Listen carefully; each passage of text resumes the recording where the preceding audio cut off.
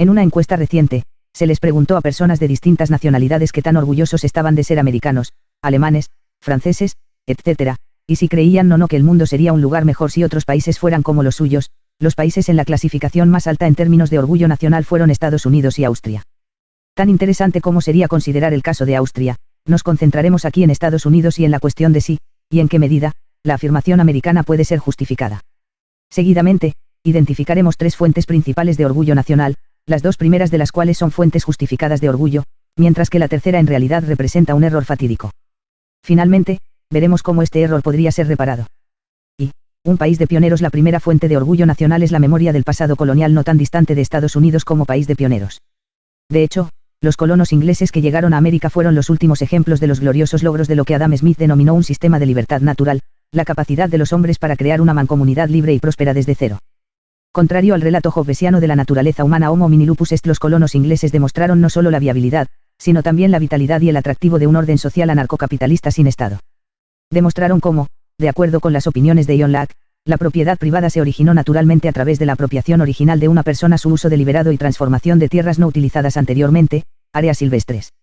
Además, demostraron que, basado en el reconocimiento de la propiedad privada, la división del trabajo y el intercambio contractual, los hombres eran capaces de protegerse a sí mismos de manera efectiva contra los agresores antisociales, ante todo por medio de la autodefensa. Existía entonces menos crimen que ahora, y mientras la sociedad se hacía cada vez más próspera y compleja, por medio de la especialización, es decir, mediante instituciones y agencias tales como registros de propiedad, notarios, abogados, jueces, tribunales, jurados, alguaciles, asociaciones de defensa mutua y milicias populares. Uno sobre la imposibilidad del gobierno limitado y las posibilidades de una segunda revolución americana. Además, los colonos americanos demostraron la importancia sociológica fundamental de la institución de convenios, de asociaciones de colonos lingüística, étnica, religiosa y culturalmente homogéneos liderados y sujetos por la jurisdicción interna de un líder fundador popular.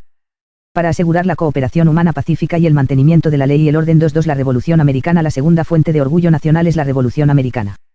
En Europa no habían habido fronteras abiertas durante siglos, y la experiencia de la colonización intraeuropea se remonta a un pasado lejano. Con el crecimiento de la población, las sociedades habían asumido una estructura cada vez más jerárquica, de hombres libres, propietarios, y sirvientes, señores y vasallos, señores supremos y reyes. Si bien claramente más estratificadas y aristocráticas que la América colonial, las llamadas sociedades feudales de la Europa medieval fueron también normalmente órdenes sociales sin Estado.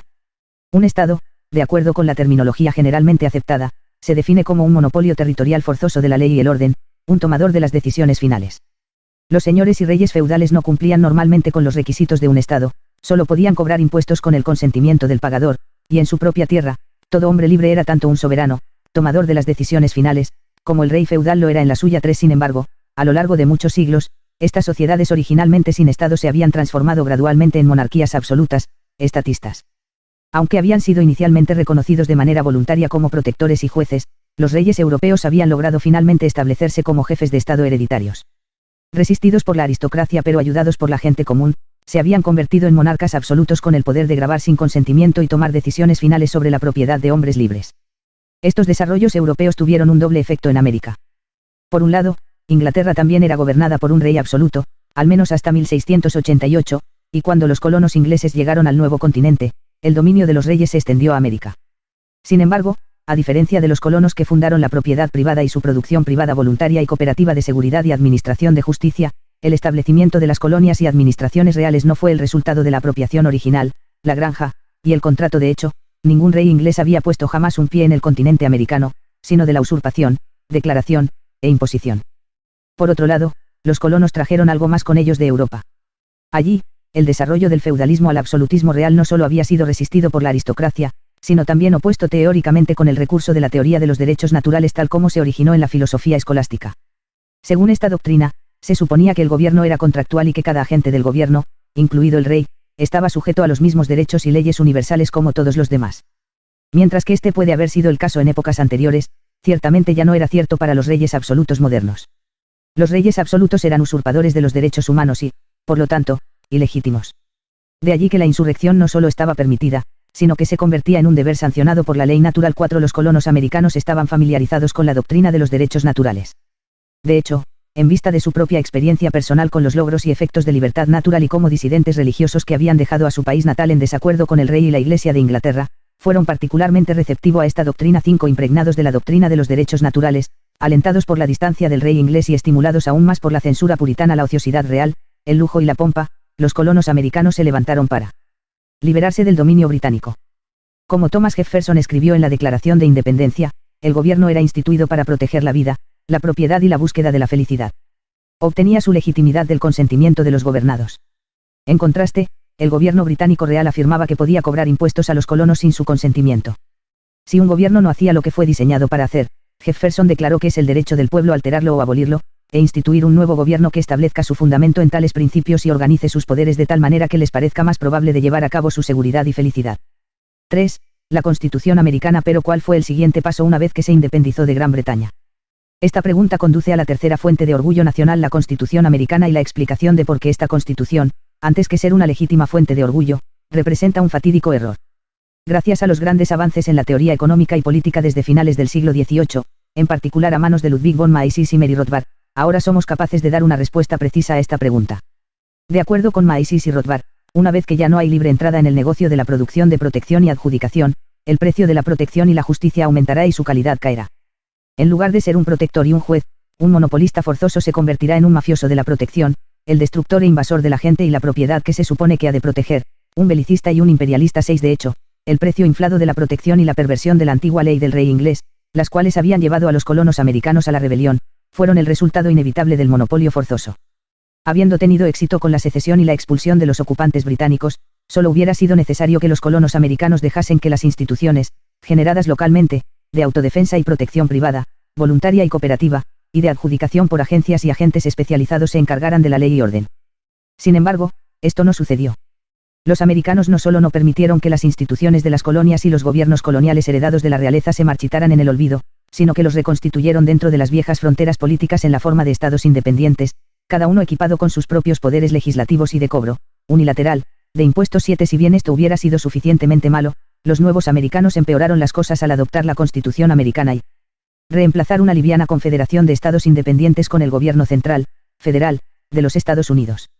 Esta Constitución preveía la sustitución de un parlamento electo popularmente y un presidente por un reino electo, pero no cambió nada respecto a sus facultades de gravar y legislar. Al contrario, mientras que el poder de los reyes ingleses para gravar sin consentimiento solo había sido asumido antes que otorgado explícitamente y estaba de este modo en disputa. 8. La Constitución otorgaba explícitamente este mismo poder al Congreso. Además, mientras que los reyes en teoría, incluso los reyes absolutos, no habían sido considerados los hacedores, sino solo los intérpretes y ejecutores de la ley preexistente e inmutable, es decir, como jueces antes que legisladores. 9. La Constitución otorgó explícitamente al Congreso el poder de legislar y al presidente y a la Corte Suprema con los poderes de ejecutar e interpretar tal ley legislada. 10. En efecto, lo que la Constitución americana hizo fue solo esto, en lugar de un rey que consideraba la América colonial como su propiedad privada y los colonos como sus inquilinos, la Constitución puso a encargados temporales e intercambiables a cargo del monopolio de la justicia y la protección del país. Estos encargados no eran dueños del país, pero mientras estuvieran en el cargo, podrían hacer uso de él y sus residentes en beneficio propio y de sus protegidos. Sin embargo, como la teoría económica elemental predice, esta configuración institucional no eliminará la tendencia impulsada por el interés propio de un monopolista de la ley hacia una mayor explotación. Al contrario, solo tiende a hacer que su explotación sea menos calculadora, más miope y derrochadora. Como Rothbard explicó, mientras un propietario privado, seguro en su propiedad y dueño de su valor de capital, planifica el uso de su recurso durante un largo periodo de tiempo, el funcionario del gobierno debe ordeñar la propiedad lo más rápido que pueda, ya que no tiene la seguridad de la titularidad. Los funcionarios gubernamentales poseen el uso de los recursos pero no de su valor de capital, excepto en el caso de la propiedad privada de un monarca hereditario. Cuando solamente se puede poseer el uso actual, pero no el recurso en sí, allí rápidamente sobrevendrá el agotamiento antieconómico de los recursos, ya que conservarlo durante un periodo de tiempo no será en beneficio de nadie y será ventajoso para todo poseedor usarlo lo más rápido posible. El individuo privado, seguro en su propiedad y en su recurso de capital, puede pensar a largo plazo, puesto que desea mantener el valor de capital de su recurso. Es el funcionario del gobierno el que tiene que tomar y correr, quien debe saquear la propiedad mientras todavía esté al mando. 11. Además, debido a que la Constitución concedió explícitamente la entrada abierta al gobierno estatal, cualquiera podría convertirse en miembro del Congreso, presidente o en un juez de la Corte Suprema. La resistencia contra las invasiones de propiedad por parte del Estado disminuyó, y como resultado de la competencia política abierta, toda la estructura del carácter de la sociedad se distorsionó, y los peores personajes llegaban cada vez más a la cima. 12. La entrada libre y la competencia no siempre es buena. La competencia en la producción de bienes es buena, pero la competencia en la producción de males no lo es. La libre competencia en matar, robar, falsificar o estafar, Por ejemplo, no es buena, es peor que mala. Esto es precisamente lo que instituye la competencia política abierta, es decir, la democracia. En toda sociedad existen personas que codician la propiedad ajena, pero en la mayoría de los casos las personas aprenden a no actuar según este deseo o incluso a sentirse avergonzadas por entretenerlo. 13 En una sociedad anarcocapitalista en particular, cualquiera que actúe según tal deseo es considerado un criminal y reprimido por la violencia física. Bajo el gobierno monárquico, por el contrario, solamente una persona, el rey, puede actuar según su deseo por la propiedad de otro hombre, y es esto lo que lo convierte en una potencial amenaza.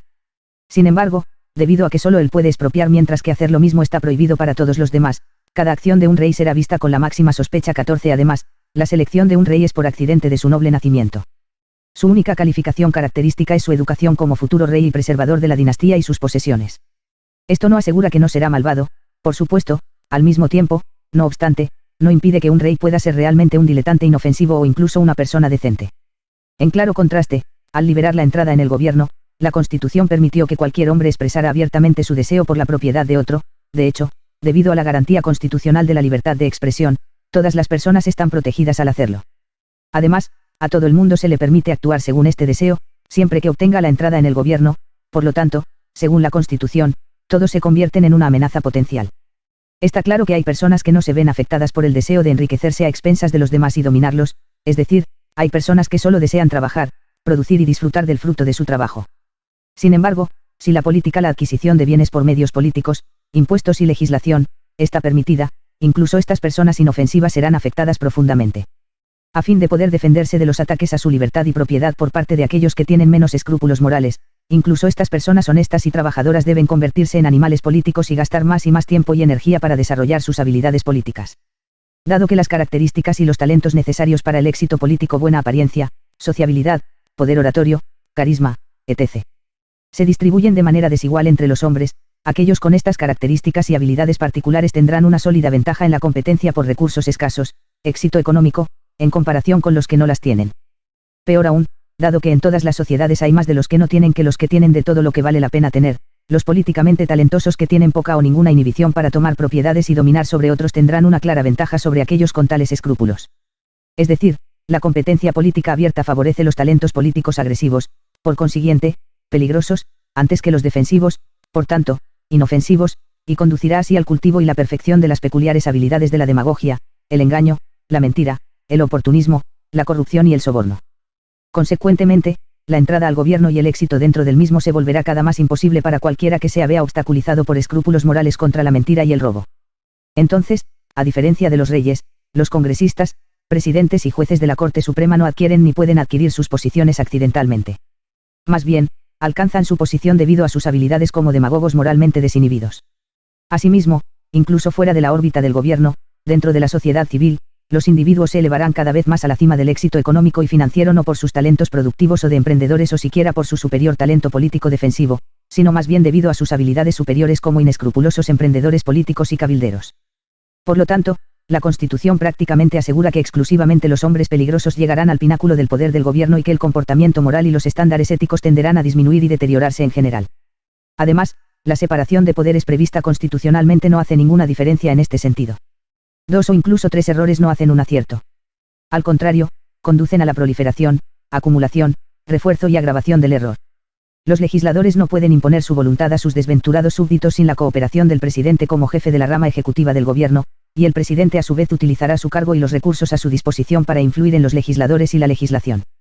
Y aunque la Corte Suprema pueda estar en desacuerdo con determinados actos del Congreso o del presidente, los jueces de la Corte Suprema son propuestos por el presidente y confirmados por el Senado y siguen dependiendo de ellos para la financiación. Como parte integral de la institución del gobierno, no tienen ningún interés en limitar, sino todo interés en expandir el poder del gobierno y, por ende, los propios 200 años más tarde. Después de más de 2 siglos de gobierno constitucionalmente limitado, los resultados son claros e incontrovertibles. Al comienzo del experimento americano, la carga fiscal impuesta a los americanos era ligera, de hecho, casi insignificante. El dinero consistía en cantidades fijas de oro y plata. La definición de propiedad privada era clara y aparentemente inmutable, y el derecho a la legítima defensa era considerado sacrosanto. No existía ningún ejército permanente y, como se expresa en el Farewell Address de George Washington, un firme compromiso con el libre comercio y una política exterior no intervencionista parecía estar en su lugar. 200 años después, las cosas han cambiado dramáticamente. 16 Ahora, año tras año, el gobierno americano expropia más del 40% del ingreso de los productores privados, haciendo que incluso la carga económica impuesta a los esclavos y sirvientes parezca moderada en comparación. El oro y la plata han sido reemplazados por el papel moneda fabricado por el gobierno, y a los americanos se les roba continuamente a través de la inflación monetaria. El significado de la propiedad privada, una vez aparentemente claro y fijo, se ha vuelto oscuro, flexible y fluido. A decir verdad, cada detalle de la vida privada, la propiedad, del comercio y el contrato está regulado y se vuelve a regular por cantidades cada vez mayores de leyes de papel, legislación. Con legislación creciente, se crea cada vez más inseguridad jurídica y perjuicio moral, y la impunidad ha reemplazado a la ley y el orden. Por último, pero no menos importante, el compromiso con el libre comercio y el no intervencionismo ha dado paso a una política de proteccionismo, militarismo e imperialismo. De hecho, casi desde sus inicios, el gobierno de los Estados Unidos se ha involucrado en el implacable expansionismo agresivo y, comenzando con la guerra hispano-estadounidense y continuando más allá de la Primera Guerra Mundial y la Segunda Guerra Mundial hasta el presente, Estados Unidos se ha enredado en cientos de conflictos extranjeros y ha ascendido al rango de belicista y poder imperialista más importante del mundo.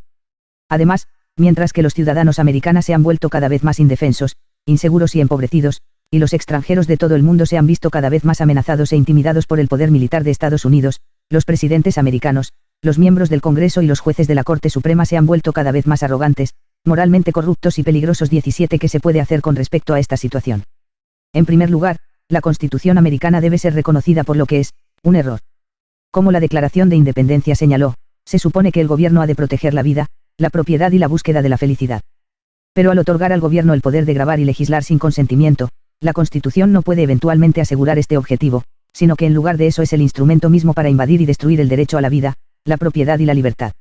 Es absurdo creer que una agencia que puede gravar sin consentimiento puede ser un protector de la propiedad.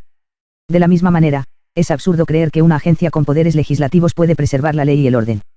Más bien, debe reconocerse que la Constitución es en sí misma inconstitucional, es decir, es incompatible con la doctrina misma de los derechos humanos naturales que inspiró la Revolución Americana. 18 De hecho, nadie en sus cabales estaría de acuerdo con un contrato que permitiera a su supuesto protector determinar unilateralmente, sin el consentimiento de uno, e irrevocablemente, sin la posibilidad de salida, cuánto cobrar por la protección, y nadie en sus cabales aceptaría un contrato irrevocable que concediera a su supuesto protector el derecho a la toma de decisiones finales sobre su propia persona y su propiedad, es decir, el derecho a la legislación unilateral. 19 En segundo lugar, es necesario ofrecer una alternativa positiva e inspiradora al sistema actual.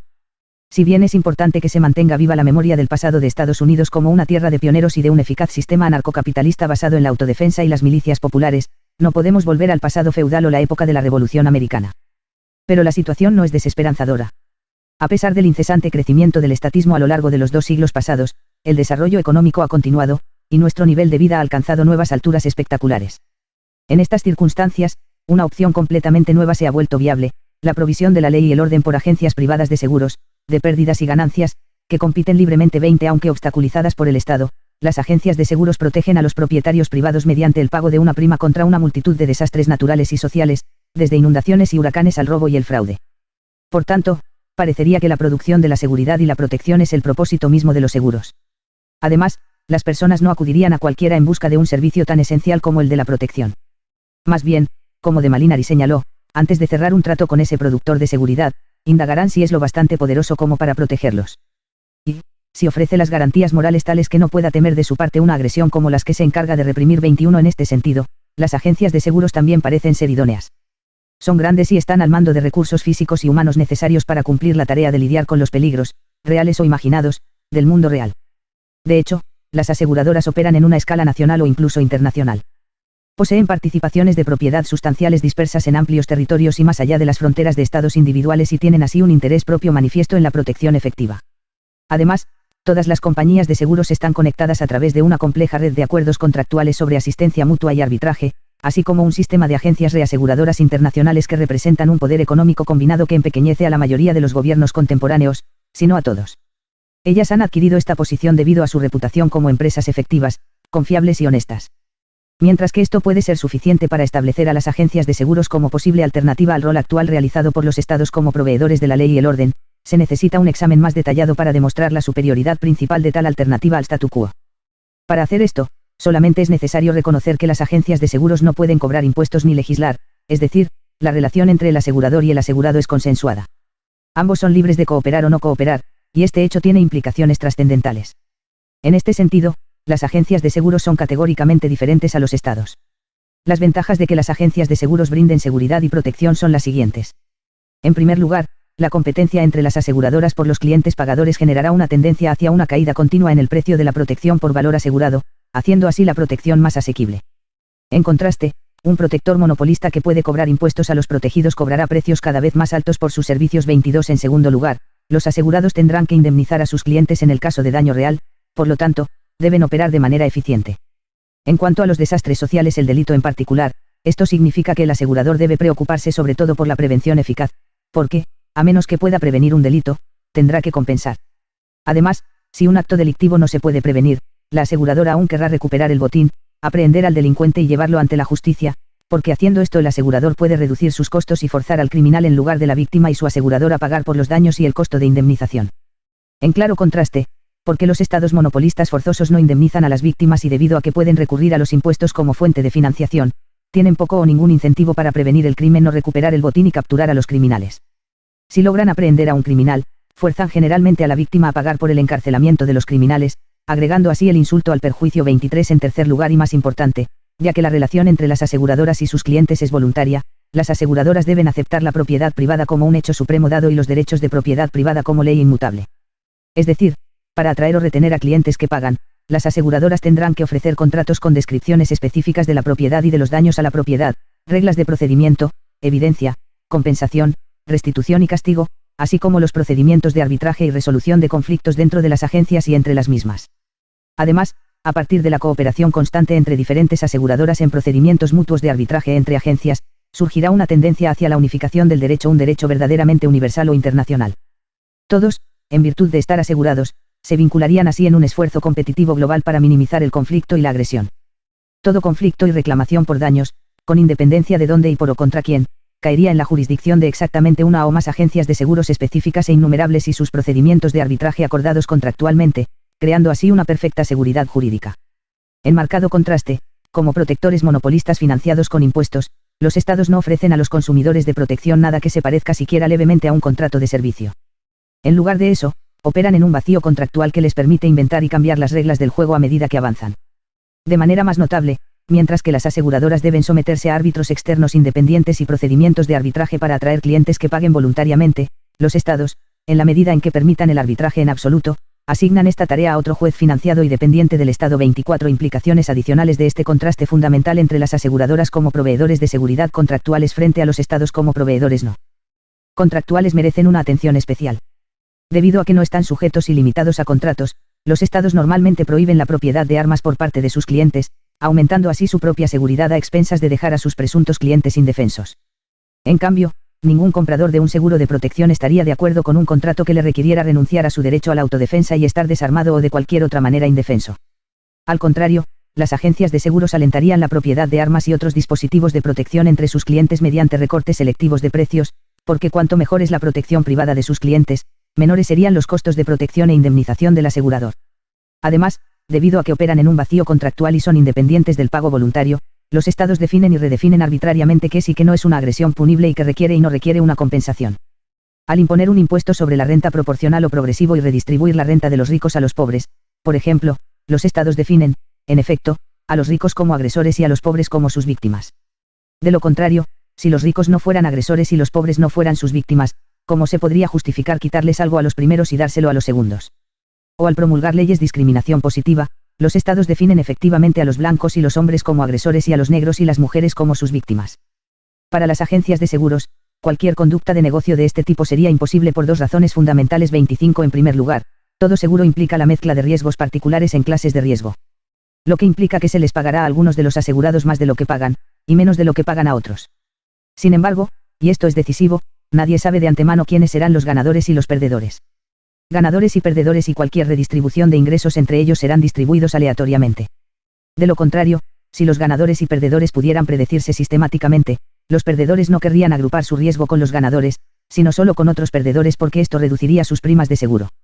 En segundo lugar, no es posible asegurarse contra cualquier riesgo concebible. Más bien, solo es posible asegurarse contra accidentes, es decir, riesgos sobre cuyo resultado el asegurado no tiene control en absoluto y a los que no aporta nada.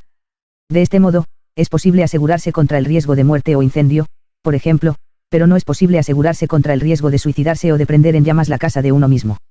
De manera similar, es imposible asegurarse contra el riesgo del fracaso empresarial, del desempleo, de no hacerse rico, de no tener ganas de levantarse de la cama por la mañana o de que no te agraden tus vecinos, colegas o superiores, porque en cada uno de estos casos uno tiene total o parcial control sobre el evento en cuestión.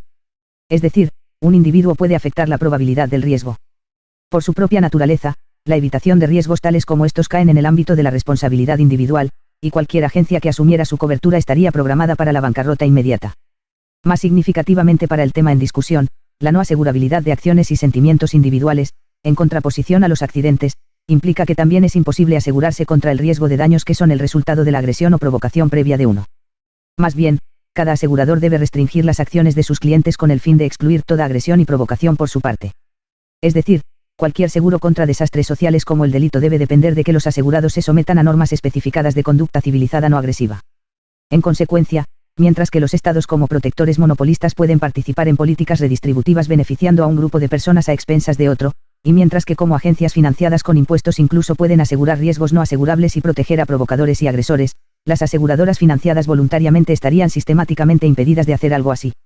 La competencia entre aseguradoras evitaría cualquier forma de redistribución del ingreso y la riqueza entre varios grupos de asegurados, puesto que una empresa que se dedique a tales prácticas perdería clientes frente a otras que se abstengan de las mismas. Más bien, cada cliente pagaría exclusivamente por su propio riesgo, respectivamente aquel de personas con la misma exposición, homogénea, al riesgo que enfrenta 26. Las aseguradoras financiadas voluntariamente tampoco podrían proteger a ninguna persona de las consecuencias de su propia conducta o actitud errónea, necia, arriesgada o agresiva.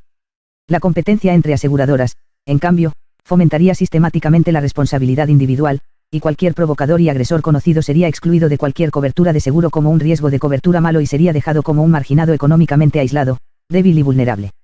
Finalmente, con respecto a las relaciones exteriores, ya que los estados pueden externalizar los costos de sus propias acciones sobre los desventurados contribuyentes, son permanentemente propensos a convertirse en agresores y belicistas. Por consiguiente, tienden a financiar y desarrollar armas de agresión y destrucción masiva. En claro contraste, las aseguradoras estarán impedidas de involucrarse en cualquier forma de agresión externa porque cualquier agresión es costosa y requiere primas de seguro más altas, implicando la pérdida de clientes hacia otras competidoras no agresivas. Las aseguradoras se involucrarán exclusivamente en la violencia defensiva, y en lugar de adquirir armas de agresión y destrucción masiva, tenderán a invertir en el desarrollo de armas de defensa y de represalia dirigida 27V, la revolución por medio de la secesión. A pesar de que todo esto es claro, ¿cómo podemos tener éxito en la implementación de tan fundamental reforma constitucional? Las agencias de seguros están actualmente restringidas por innumerables regulaciones que las impiden hacer lo que podrían y harían naturalmente. ¿Cómo pueden liberarse de estas regulaciones? Esencialmente, la respuesta a esta pregunta es la misma que la dada por los revolucionarios americanos hace más de 200 años, a través de la creación de territorios libres y por medio de la secesión. De hecho, bajo las condiciones democráticas de hoy, esta respuesta es incluso más cierta de lo que fue en las épocas de los reyes. Para entonces, bajo condiciones monárquicas, los partidarios de una revolución social libertaria liberal antiestatista todavía tenían una opción que desde entonces se ha perdido. Los libertarios liberales en los viejos tiempos podían creer y con frecuencia creían en la posibilidad de simplemente convertir al rey a sus visiones, iniciando de ese modo una revolución desde la cima. No era necesaria un apoyo masivo para esto, solamente el pensamiento de un príncipe iluminado. 28. Por muy realista que esto pudiera haber sido entonces, esta estrategia de arriba hacia abajo de la revolución social sería imposible hoy en día.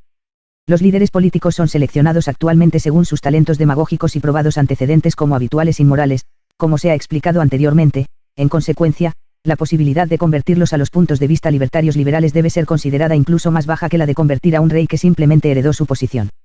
Además, el monopolio de protección del Estado es ahora considerado propiedad pública en lugar de privada, y el dominio del gobierno ya no está ligado a un individuo en particular, sino a funciones ejercidas por funcionarios anónimos. De ahí que la estrategia de la conversión de uno o pocos hombres ya no puede funcionar.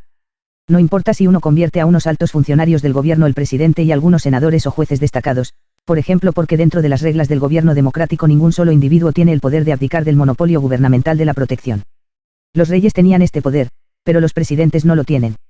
El presidente puede renunciar a su posición, por supuesto, solo para que otra persona se haga cargo de ella.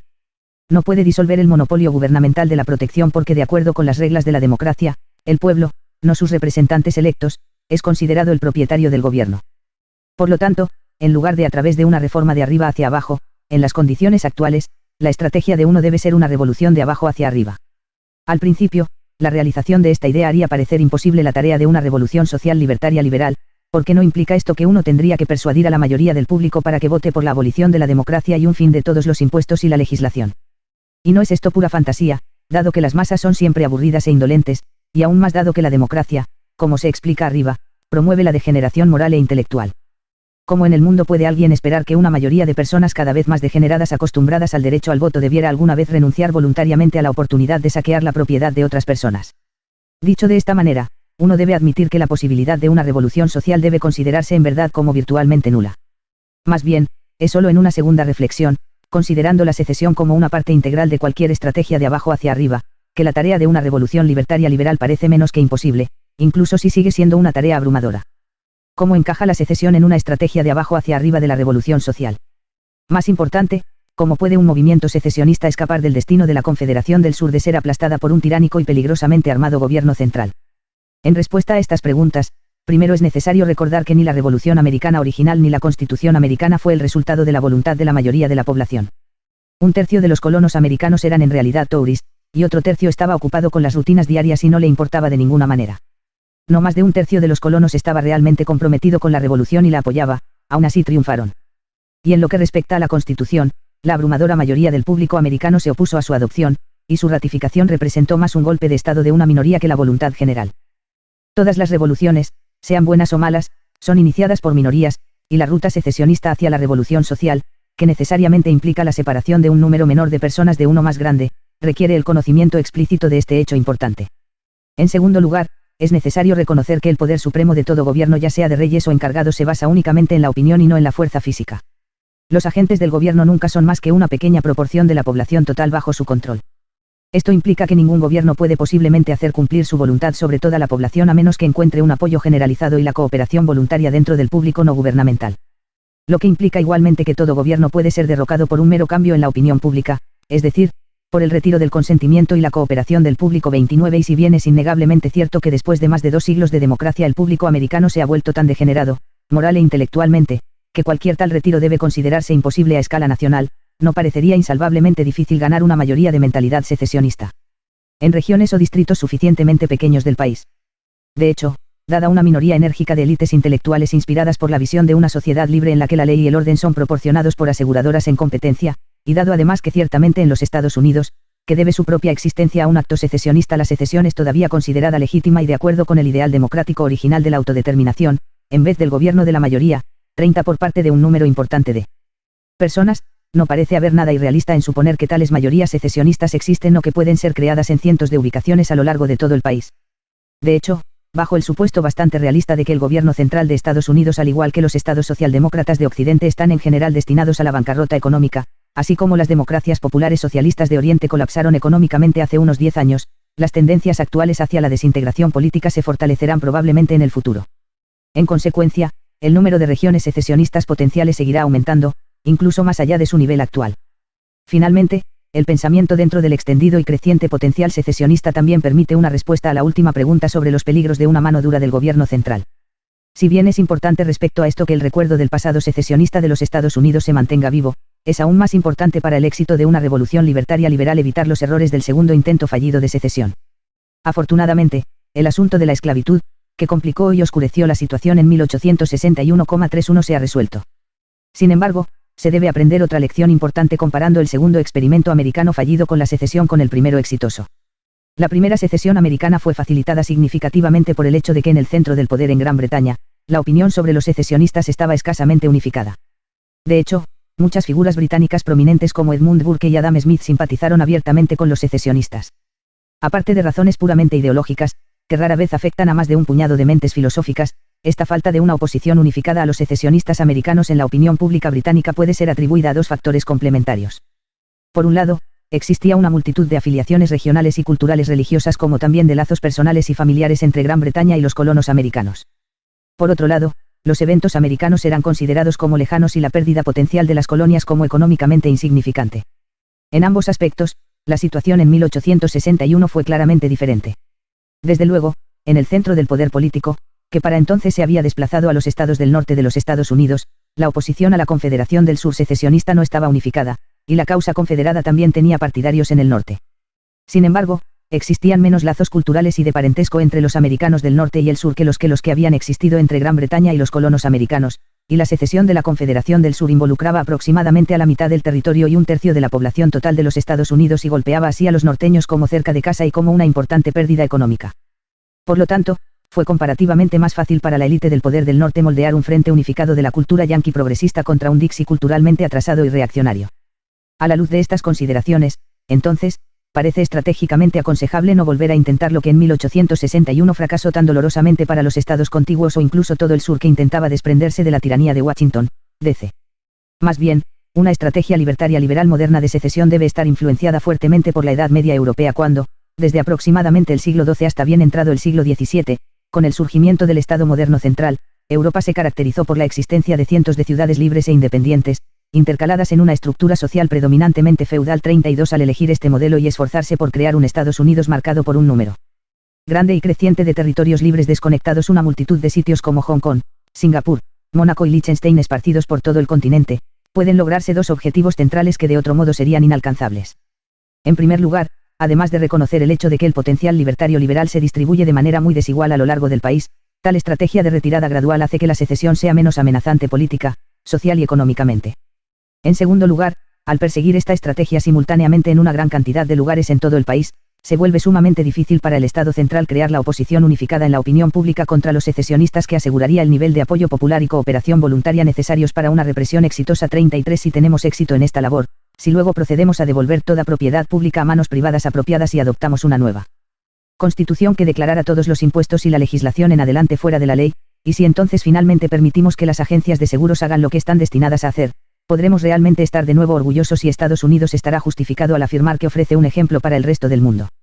1 Sobre la influencia de la AC y la filosofía política de la AC en Estados Unidos, véase Edmund S. Morgan, The Birth of the Republic, 1763 a 89, Chicago, University of Chicago Press, 1992, pp 73 a 74, cuando la AC describió su estado de naturaleza, pudo explicarlo más vívidamente diciendo que al principio todo el mundo era América.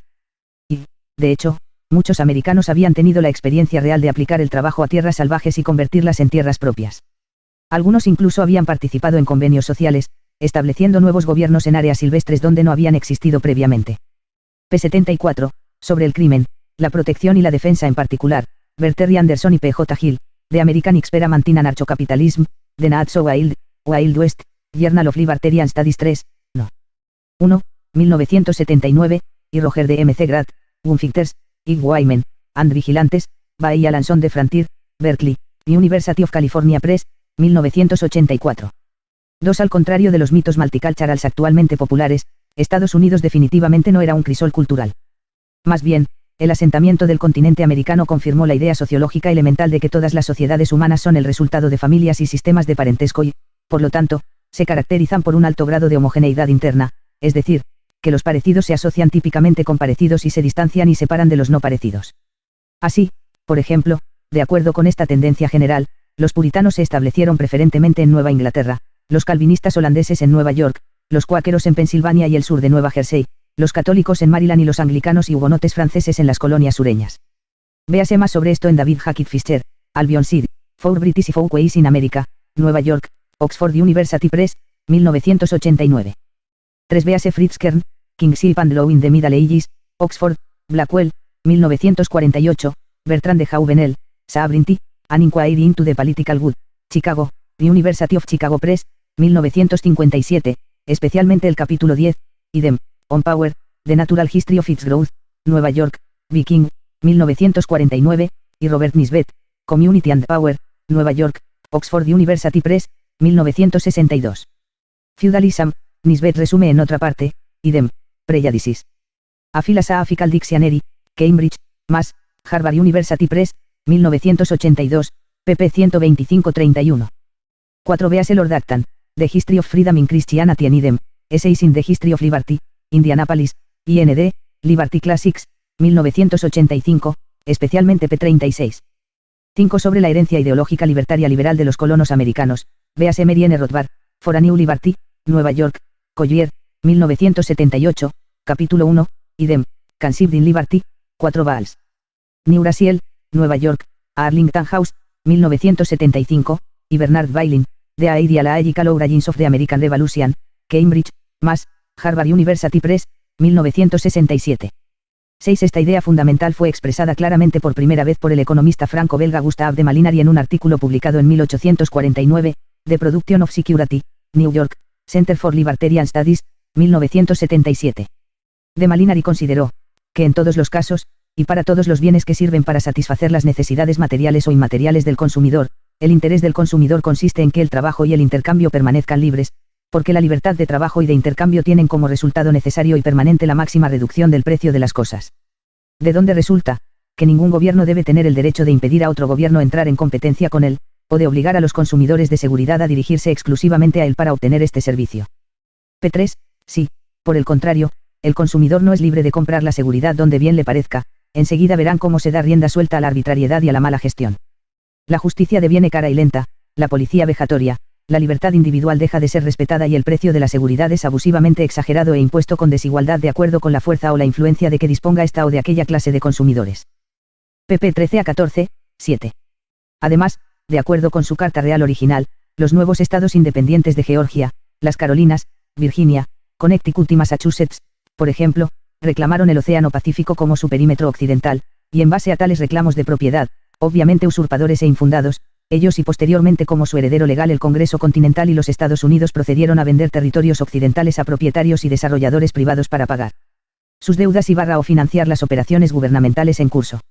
8. Véase Bruno Lioni, Freedom and the Law, Indianapolis, Indiana, Liberty Classics, 1991, p. 118. Lioni señala aquí que varios comentaristas eruditos de la Carta Magna, por ejemplo, han señalado que, una versión medieval temprana del principio de ningún impuesto sin representación tenía la intención de no hay impuestos sin el consentimiento de la persona sujeta a impuestos, y se nos dice que en 1221, el obispo de Winchester, convocado para consentir a un impuesto de salvamento, se negó a pagar, después de que el consejo había hecho la concesión, sobre la base de que él disintió. Y el exchequer apoyó su alegato. 9. Véase Kern, Kingship and Law in the Middle Ages, quien escribe que, no hay, en la Edad Media, tal cosa como la primera aplicación de una norma legal. La ley es antigua, nueva ley es una contradicción en términos, puesto que la nueva ley se deriva explícita o implícitamente de la antigua o entra en conflicto con la antigua, en cuyo caso no es legítima. La idea fundamental sigue siendo la misma, la ley antigua es la ley verdadera, y la ley verdadera es la ley antigua. De acuerdo con las ideas medievales, por lo tanto, la promulgación de una nueva ley no es posible en absoluto, y toda la legislación y reforma legal se concibe como la restauración de la antigua buena ley que ha sido violada. p. 151. Puntos de vista similares sobre la permanencia de la ley y la inadmisibilidad de la legislación eran todavía mantenidos por los fisiócratas franceses del siglo XVIII como, por ejemplo, Mercier de la Riviere, autor del libro sobre el ordre naturel y una vez gobernador de Martinica. Convocado por la rusa zarina Catalina II la Grande para asesorar sobre cómo gobernar, se reporta que la Riviere respondió que la ley debe basarse, en una sola cosa, señora, la naturaleza de las cosas y el hombre. Dar o hacer leyes, señora, es una tarea que Dios no ha dejado a nadie. ¿Qué es el hombre para pensar en sí mismo capaz de dictar leyes a seres que no conoce? La ciencia del gobierno consiste en estudiar y reconocer las leyes que Dios ha estampado tan evidentemente en la organización misma del hombre, cuando Él le dio existencia. Tratar de ir más allá de esto sería una gran desgracia y una empresa destructiva. Citado en Mary N. Rothbard, Economic Thought Before Adam Smith, An Austrian Perspective on the History of Economic Thought, Cheltenham, Reino Unido, Edward Elgar, 1995, volumen 1, p. 371, véase también de Jouvenel, Sabrinti, pp. 172 a 73 y 189. 10. La tan celebrada visión moderna, según la cual la adopción del gobierno constitucional representa un importante progreso de la civilización desde el gobierno arbitrario al imperio de la ley y que atribuye a los Estados Unidos un papel prominente o incluso preeminente en este avance histórico, debe ser, entonces, considerada seriamente errónea. Esta visión no es solo obviamente contradicha por documentos como la Carta Magna, 1215, o la Bula de Oro, 1356, sino lo que es más importante, tergiversa la naturaleza de los gobiernos premodernos. Dichos gobiernos carecían por completo del más arbitrario y tiránico de todos los poderes, es decir, el poder de cobrar impuestos y legislar sin consentimiento, o incluso si poseían estos poderes, los gobiernos estaban severamente restringidos en su ejercicio porque tales poderes eran ampliamente considerados como ilegítimos, es decir, usurpados en lugar de adquiridos de manera justa. En claro contraste, los gobiernos modernos se definen por el hecho de que los poderes de gravar y legislar se reconocen explícitamente como legítimos, es decir, todos los gobiernos constitucionales, ya sea en los Estados Unidos o en cualquier otro lugar, constituyen gobiernos estatales.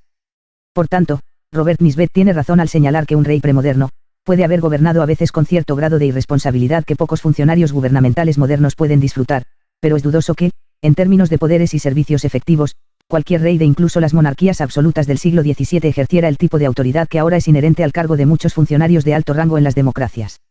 Había entonces demasiadas barreras sociales entre el pretendido poder del monarca y la ejecución efectiva de este poder sobre los individuos. El propio prestigio y la importancia funcional de la Iglesia, la familia, el gremio y la comunidad local como lealtades limitaban absolutismo del poder del Estado. Community and Power, pp. 103-04, 11. Mary N. Rothbard, Power and Market, Government and the Economy, Kansas City, Sid Andrews y MC 1000, 1977, pp. 188-89. Vea más en estos capítulos 1 a 3. A la luz de estas consideraciones y en contraste con la sabiduría común al respecto, uno llega a la misma conclusión que H. L. Mencken sobre el éxito final de la Revolución Americana, a Mencken Chrestomati, Nueva York, Vintage Books, 1982, las revoluciones políticas no suelen lograr nada de valor genuino, su único efecto indudable es simplemente expulsar a una banda de ladrones y meter a otra. Incluso las colonias americanas ganaron poco con su revuelta en 1776. Durante 25 años después de la revolución se encontraban en condiciones mucho peores como estados libres de cómo habrían estado como colonias. Su gobierno era más caro, más ineficiente, más deshonesto y más tiránico. Fue solamente el progreso material gradual del país lo que lo salvó del hambre y el colapso, y ese progreso material se debió, no a las virtudes de su nuevo gobierno, sino a la abundancia de la naturaleza. Bajo las pezuñas británicas habrían continuado también, y probablemente mucho mejor. pp. 145-46, 12. Véase sobre lo siguiente Hans Hermann Hoppe, Eigentum, Anarchie und Staat. Studien zur Theorie des Kapitalismus, Opladen, Westdeutscher Verlag, 1987, pp. 182 ff. 13. Véase Helmut Schoeck, Envy, A Theory of Social Behavior, Nueva York, Harcourt, Brace and Wold, 1970. 14. Véase de Jouvenel, On Power, pp. 9 a 10. 15. Véase sobre esto el brillante y ciertamente profético análisis de Ionce. Calhoun, A Disquisition on Government, Nueva York, Liberal Arts Press, 1953, especialmente pp. 25 a 27. Allí Calhoun señala que una constitución escrita tiene ciertamente muchas ventajas, pero es un gran error suponer que la mera inserción de disposiciones para restringir y limitar los poderes del gobierno, sin investir a aquellos para cuya protección se insertan con los medios para hacer cumplir su observancia, será suficiente para evitar que el partido mayoritario y dominante abuse de sus poderes. Siendo el partido en posesión del gobierno, estarán a favor de los poderes otorgados por la Constitución y en contra de las restricciones destinadas a limitarlos.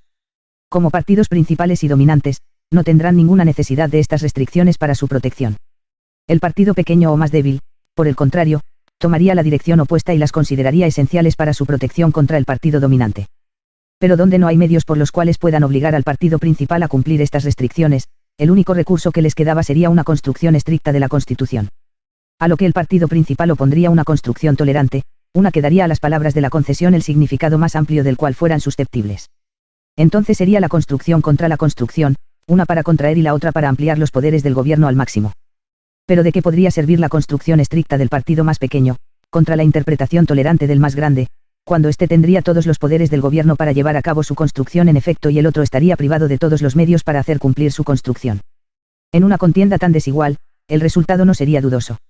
El partido a favor de las restricciones sería superado. El final de la contienda sería la subversión de la Constitución. Las restricciones serían finalmente anuladas y el gobierno se convertiría en uno de poderes ilimitados. Tampoco la división del gobierno en departamentos separados y, considerados entre sí, independientes, impediría este resultado, ya que todos y cada uno de los departamentos y, por supuesto, todo el gobierno estaría bajo el control de la mayoría numérica, es demasiado claro para requerir una explicación de que una mera distribución de sus poderes entre sus agentes o representantes poco o nada podría hacer para contrarrestar su tendencia a la opresión y el abuso de poder. En resumen, pues, Rothbard ha comentado sobre este análisis, la Constitución ha demostrado ser un instrumento para ratificar la expansión del poder del Estado en lugar de lo contrario. Como vio Calhoun, cualquier límite escrito que deje al gobierno interpretar sus propios poderes están destinados a ser interpretados como sanciones para expandir y no atar esos poderes. En un sentido profundo, la idea de atar el poder con las cadenas de una Constitución escrita ha demostrado ser un noble experimento que fracasó. La idea de un gobierno estrictamente limitado ha demostrado ser utópica, debe encontrarse algún otro medio más radical para evitar el crecimiento del Estado agresivo. For a New Liberty, p. 67, véase también Anthony de Hassaick, Against Politics, On Government, Anarchy, and Order, Londres, Routledge, 1997, especialmente el capítulo 2. 16. Robert Higgs, Crisis and Leviathan, Critical Episodes in the Growth of American Government, Nueva York, Oxford University Press 1987, p. 9, contrasta la experiencia estadounidense temprana con el presente. Hubo una vez, hace mucho tiempo, cuando el estadounidense promedio podía realizar sus actividades diarias apenas consciente del gobierno, especialmente el gobierno federal. Como agricultor, comerciante o fabricante, él podía decidir qué, cómo, cuándo y dónde producir y vender sus bienes, limitado por poco más que las fuerzas del mercado. Solo piense, sin subsidios agrícolas, apoyo a precios o controles de superficie, sin Comisión Federal de Comercio, sin leyes antitrust, sin Comisión de Comercio Interestatal.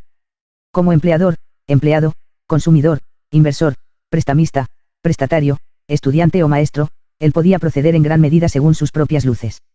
Tan solo piense, sin Junta Nacional de Relaciones Laborales, sin leyes federales de protección al consumidor, sin Comisión de Seguridad y Cambio, sin Comisión de Igualdad de Oportunidades en el Empleo, sin Departamento de Salud y Servicios Humanos. En ausencia de un banco central para emitir papel moneda nacional, la gente usaba comúnmente monedas de oro para hacer compras. No había impuestos generales sobre las ventas, tampoco impuestos de la seguridad social ni impuestos sobre la renta. Aunque los funcionarios gubernamentales eran tan corruptos entonces como ahora tal vez más, tenían mucho menos con que ser corruptos. Los ciudadanos privados gastaban alrededor de 15 veces más que todos los gobiernos juntos. Esos días, por desgracia, se han ido hace mucho tiempo. 17 sobre el crecimiento del gobierno de Estados Unidos, y en particular, el papel de la guerra en este desarrollo, véase John V. Denson, ed. The Costs of War, America's Pyrrhic Victories, New Brunswick, NJ, Transaction Publishers, 1997, Higgs, Crisis and Leviathan, Ekeard Krippendorf, Staat und Krieg, Frankfurt/M, Surkamp, 1985, especialmente pp 90 a 116, Ronald Rados y Mary N. Rothbard, y 10, A New History of Leviathan, Nueva York, Datan, 1972, Arthur E. Kirch, D. Decline of American Liberalism, Nueva York, Atheneum, 1967. 18 para la declaración más contundente a este efecto, véase la Sanders Spooner, No Treason, The Constitution of No Authority, Colorado Springs, Colo, Ralph Miles, 1973, también Mary N. Rothbard, The Ethics of Liberty, Nueva York, New York University Press, 1998, especialmente los capítulos 22 y 23. 19 De hecho, cualquier contrato de protección de este tipo no solo es empíricamente improbable, sino que lógica y praxeológicamente imposible. Al aceptar ser grabado y legislado con el fin de ser protegido, una persona renunciaría en efecto, o enajenaría, toda su propiedad a la autoridad impositiva y se sometería a la esclavitud permanente ante la agencia legislativa. Sin embargo, cualquier contrato de este tipo es desde el principio inadmisible y, por tanto, nulo y sin valor, porque contradice la propia naturaleza de los contratos de protección, concretamente la autopropiedad de alguien a ser protegido y la existencia de alguna propiedad del protegido, en lugar de su protector, es decir, propiedad privada separada. Curiosamente, a pesar del hecho de que ninguna constitución estatal ha sido acordada por todos los que caen bajo su jurisdicción, y a pesar de la aparente imposibilidad de que este hecho pueda ser alguna vez diferente, la filosofía política, desde Hobbes pasando por Locke hasta el presente, abunda con intentos de proporcionar una justificación contractual para el Estado. La razón para estos esfuerzos aparentemente interminables es obvia, o un Estado puede justificarse como el resultado de contratos, o no puede justificarse en absoluto. Como era de esperar, sin embargo, esta búsqueda, muy parecida a la de un círculo cuadrado o un móvil perpetuum, se ha quedado vacía y simplemente se generó una larga lista de pseudo-justificaciones falsas, si no fraudulentas, por medio de la semántica fiduciaria. Ningún contrato es realmente un contrato implícito o tácito o conceptual. En resumen, no realmente significa sí. Para un ejemplo moderno destacado de este nuevo lenguaje orwelliano, véase James M. Buchanan y Gordon Tallack, The Calculus of Consent, Ann Arbor, University of Michigan Press, 1962, James M. Buchanan, The Limits of Liberty, Chicago, University of Chicago Press, 1975, Eidem, Freedom in Constitutional Contract, College Station, Texas A&M University Press, 1977. Para una crítica de Buchanan y la denominada Escuela de la Elección Pública, véase Mary N. Rothbard, The Logic of Action 2, Cheltenham, UK, Edward Elgar, 1997, capítulos 4 y 17, y Hans Hermann Hoppe, The Economics and Ethics of Private Property, Boston, Kluwer, 1993, capítulo 1. 20 Véase sobre lo siguiente también el capítulo 12, Maurice y Linda Tanney, The Market for Liberty, Nueva York, Les Fire Books, 1984, especialmente el capítulo 8.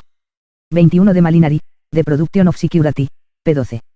22 Como ha explicado Rothbard, incluso, si el gobierno ha de limitarse a la protección de la persona y la propiedad, y los impuestos han de estar limitados para proporcionar solamente ese servicio, entonces, ¿cómo va a decidir el gobierno cuánta protección proporcionar y cuántos impuestos recaudar?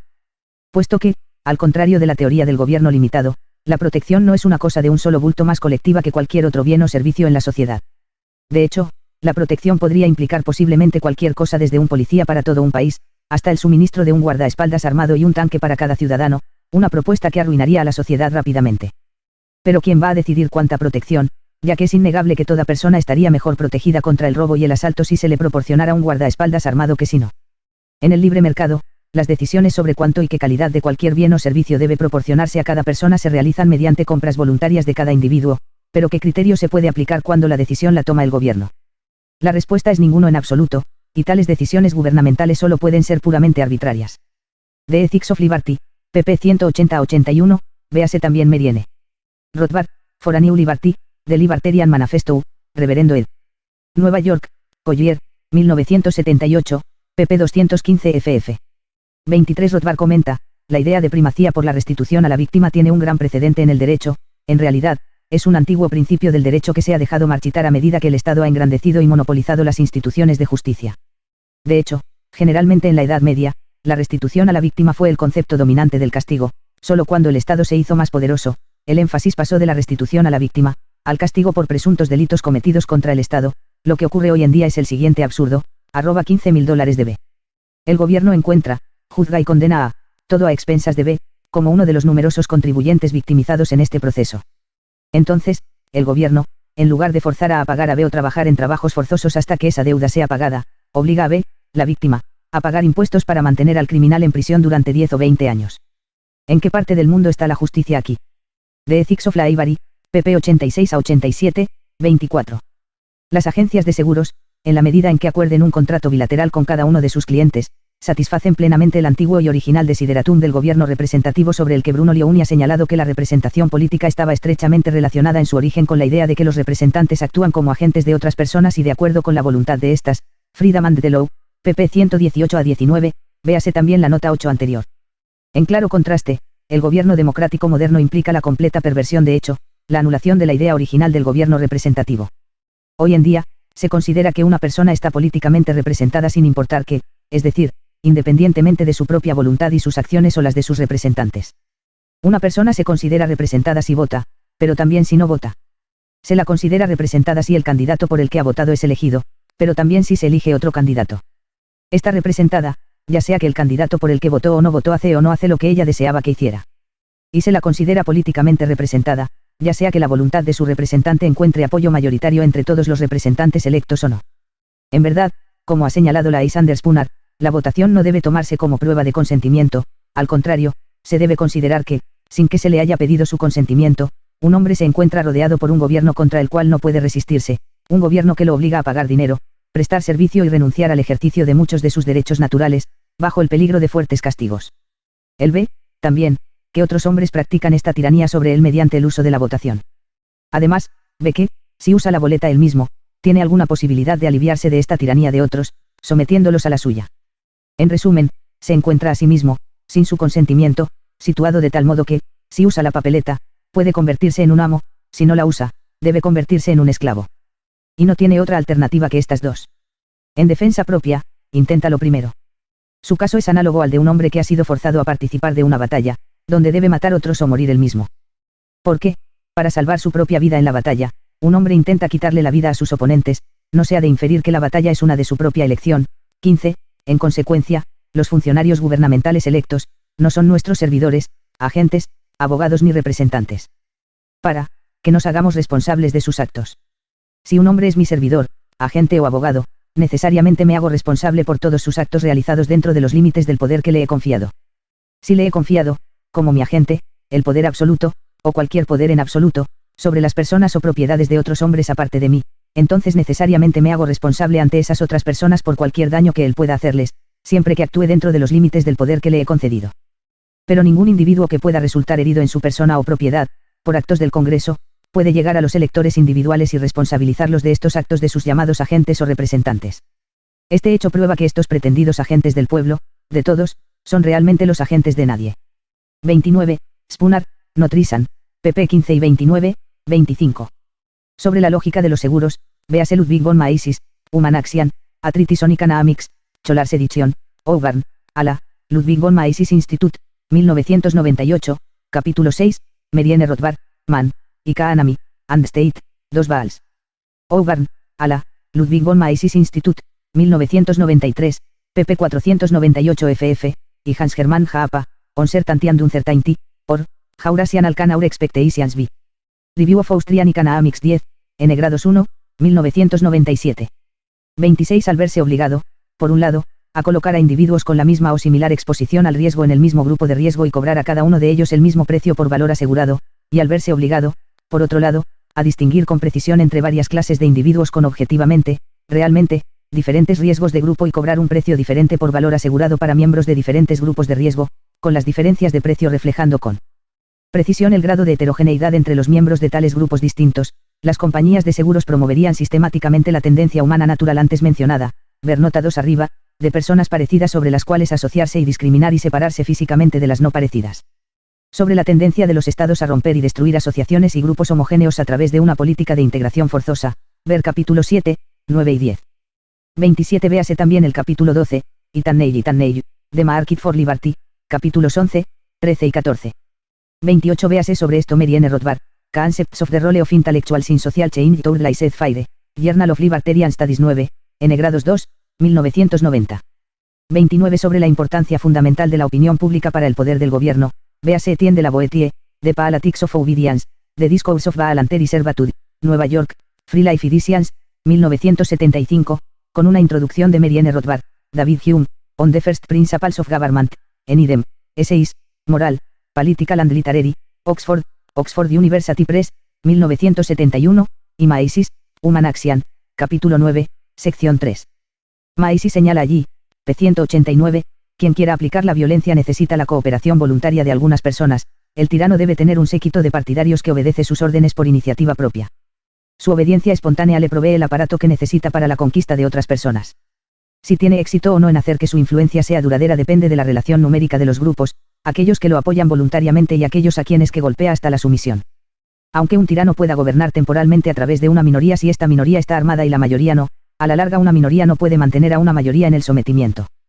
30 Véase sobre esta vieja concepción liberal de la democracia, por ejemplo, von Mises, Liberalism, in the Classical Tradition, Irvington O. Hudson, N.Y., Foundation for Economic Education, 1985. El derecho a la autodeterminación con respecto a la cuestión de la pertenencia a un Estado, escribe Mises, significa así, siempre que los habitantes de un territorio en particular, ya sea un solo pueblo, un distrito completo, o una serie de distritos adyacentes, lo hagan saber mediante un plebiscito celebrado libremente que ya no desean permanecer unidos al Estado al que pertenecen en ese momento, sino que desean formar un Estado independiente o adherirse a algún otro Estado. Sus deseos deben ser respetados y cumplidos. Esta es la única forma viable y eficaz de prevenir revoluciones y guerras civiles e internacionales. p. 109, 31. Para un análisis cuidadoso de los problemas involucrados en la Guerra de Independencia del Sur, véase Thomas J. Di Lorenzo, The Great Central Ace. Abraham Lincoln and the War Between the States, Independent Review 3, N grados 2, 1998. 32 Sobre la importancia de las ciudades libres de la Europa medieval en el subsiguiente desarrollo de la tradición exclusivamente europea del liberalismo clásico, véase Charles Tilly y Wimpe Blockmans, y 10, Cities and the Rise of States in Europe, AD 1000-1800, Boulder, Colorado, Westview Press, 1994. 33 El peligro de una represión del gobierno es mayor durante la fase inicial de este escenario secesionista, es decir, mientras el número de territorios de ciudades libres es todavía pequeño. Por tanto, durante esta fase es aconsejable evitar cualquier confrontación directa con el gobierno central. En lugar de renunciar por completo a su legitimidad, parecería prudente, por ejemplo, garantizar la propiedad del gobierno de los edificios federales, etc. dentro del territorio libre, y solo negar su derecho al cobro de impuestos y a la legislación en el futuro sobre cualquiera y cualquier cosa dentro de este territorio. Siempre que esto sea hecho con el tacto diplomático apropiado y dada la necesidad de un nivel de apoyo sustancial en la opinión pública, es difícil imaginar cómo el gobierno central se atrevería a invadir un territorio y aplastar a un grupo de personas que no había cometido otro pecado que tratar de ocuparse de sus propios asuntos. Posteriormente, una vez que el número de territorios secesionistas alcanzara una masa crítica y cada éxito en un lugar promoviera la imitación de otras localidades, las dificultades para aplastar a los secesionistas aumentarían exponencialmente, y el gobierno central se volvería rápidamente impotente e implosionaría por su propio peso.